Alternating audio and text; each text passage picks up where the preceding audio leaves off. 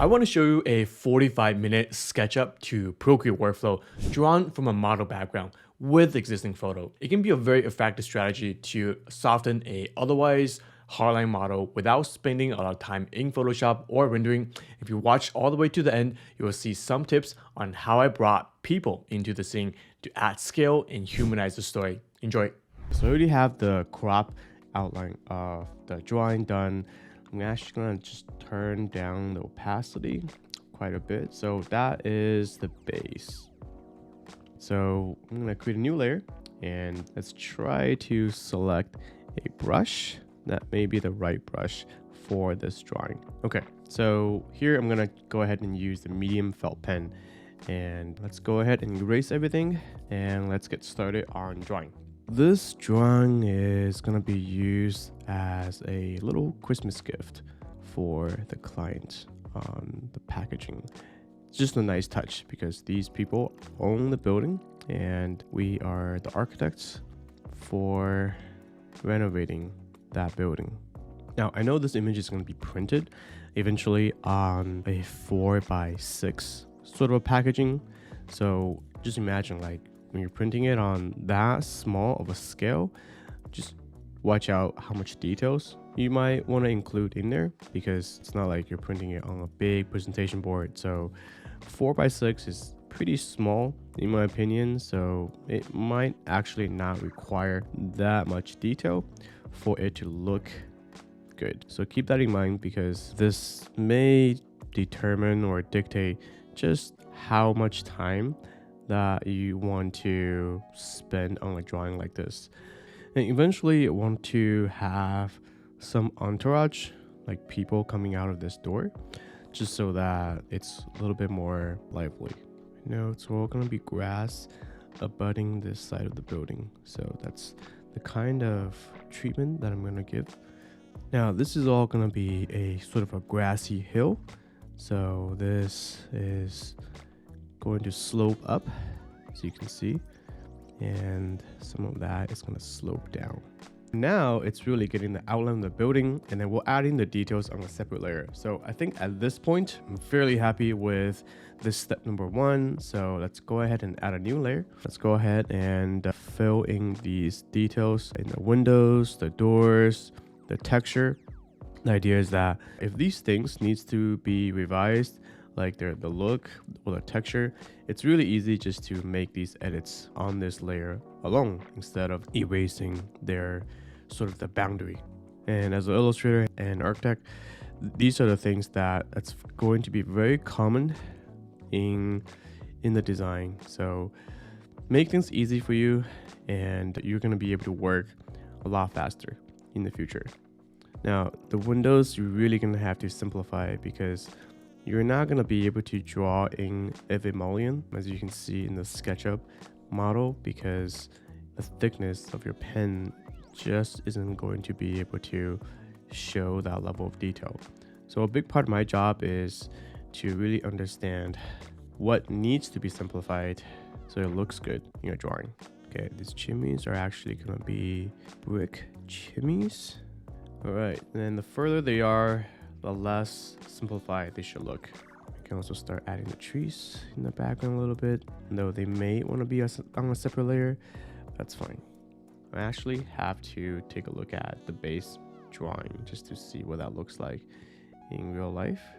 Okay, so we've got some road coming up down here. We've got some grass abutting these buildings we're gonna keep. So what we're gonna have is we're gonna have grass coming down to where the end of the ramp is, and I imagine where this door opens, that probably wants to be a gravel road. So I'm gonna leave a little bit of road and then I'm gonna continue that grass off to the page.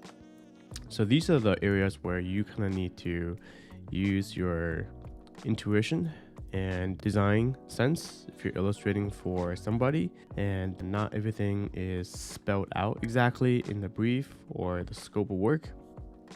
You're gonna have to just understand what the intent is, looking at the landscape plan and be able to make these suggestions. Even if they're wrong, I think once you do it, your client is going to be able to confirm whether they're right or wrong. So at this point, we have the texture for the roof, we have the texture for the building, we have the landscape. Let's see, looking at this, that looks like the horizon or the very foreground where there may be a forest of trees. Maybe what I'll do is I'll even put a cow in the back to suggest that animals will be taking those areas. Now, there's a big tree in the actual photo, but it should really be in this corner. So what I'm going to do is I'm going to create a new layer, and I am going to actually trace the outline of this tree, and then I'm going to move it to the upper left corner so it looks more framed for the view. So what I'm going to do is actually just to draw these things as is. When I'm done tracing it over, I'm going to move it to the upper left hand side. So here I've traced over the tree in the actual photograph. So what I'm going to do right now is to move this layer all the way to this side, maybe actually even a little bit further, just to leave a little bit of breathing room before it hits the house. Now let's adding a little bit more details, such as the door. This door is going to have a thickness, right? It's a barn door, and it's going to have, I think this is going to be vertical. All right, so I think I am about done in the level of details that I need. Okay, maybe there is another vertical guardrail here because that looks skinny. Now let's create another layer. We'll call that texture. And this is going to be texture for the house. You don't have to draw all the siding, because if you do, that might actually look a little cluttered. So I think when the siding's a little further, I'm gonna use some dot technique. That looks good. So we don't really have to redraw every single siding. A little bit of texture in the windows that are farther away to suggest the siding continues. So here, what I'm going to do is I'm going to use this window as a height so I know that I'm not drawing off perspective. And then I'm going to do a couple of these before I fill in the rest of the house. And in this addition, I believe the sidings are actually going top to bottom. So that's going to be a more modern building on the side of the building. And we are going to, just to make sure that is shown differently. Now let's go do the roof. Let's actually take a look at the roof and see what the roof material is. Okay, so this is going to be a asphalt shingle material. I want to show these asphalt shingle definitely on the corners of the building, so they anchor this white space, but I don't think I want to show it on the entire roof. We want to make sure that it's sloping in the same way as the roof plane. Now you can see further out it's much more cursive. This building in the foreground will have some texture on the building as well, and because it's so far in the background, I don't want it to jump out too much as it will compete with the foreground. So I don't want to stop to look at the details. I know I have Entourage, I know I have some animals in the foreground that I can draw. Let's create a new layer and just, okay, so there's some cows in the background and maybe there's a couple birds flying in. Now let's redraw this frame and let's use that as just as a reference. And this box kind of just gives us a visual kind of a stopping point. And anything outside of this box will just get cut out, like these leaves. All right, let's return one last side. Let's get rid of these extra branches that are outside of this box. Okay, so that's about right. We can delete this old box and let's reevaluate. So I know I want to show some people walk into the building. I'm gonna go to Mr. Cutout. I'm gonna look for people. So maybe people that are in the walking position. There we go. You know what? That looks good. So what I'm gonna do now is to screen capture this, and I'm going to just limit this size to where the people are. And I am going to hit on export and copy. So now what I'm going to do is in Procreate, I am going to paste that in my scene. And let's go ahead and move this to the top layer. And let's turn the opacity to multiply. So what I'm going to do is I'm going to isolate them.